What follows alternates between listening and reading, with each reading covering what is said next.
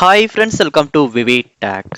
நம்ம எல்லாமே கண்டிப்பாக வாட்ஸ்அப் வந்து யூஸ் பண்ணுறோம். ஸோ நம்ம வாட்ஸ்அப் யூஸ் பண்ணும்போது கண்டிப்பாக நம்மளுடைய அக்கௌண்ட்டுக்கு தேவையான செக்யூரிட்டி செட்டிங்ஸ் எல்லாம், ப்ரைவசி செட்டிங்ஸ் எல்லாம் கண்டிப்பாக எனேபிள் பண்ணி தான் யூஸ் பண்ணோம்.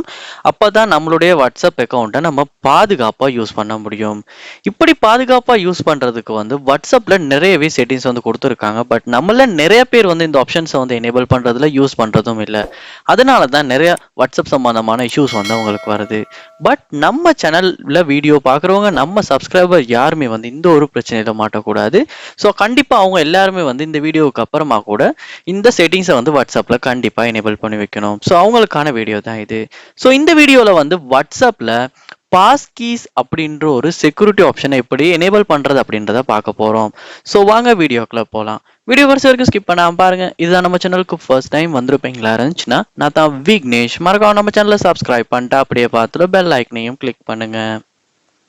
நீங்க வாட்ஸ்அப்ல பாஸ் கீ அப்படின்ற ஒரு செக்யூரிட்டி ஃபீச்சரை எனேபிள் பண்ணணும்னா ஃபர்ஸ்ட் ஸ்டெப்பா வாட்ஸ்அப் ஆப்பை ஓப்பன் பண்ணிருங்க.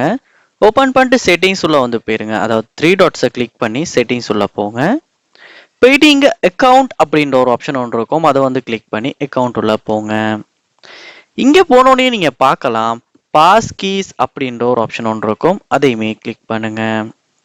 கிளிக் பண்ணோன்னே வந்து உங்களுக்கு login securely and protect your account அப்படின்னு கொடுத்துட்டு பாஸ் கீஸ் வந்து கிரியேட் பண்ணுறதுக்கான ஆப்ஷன்ஸ் வந்து உங்களுக்கு கேட்கும்.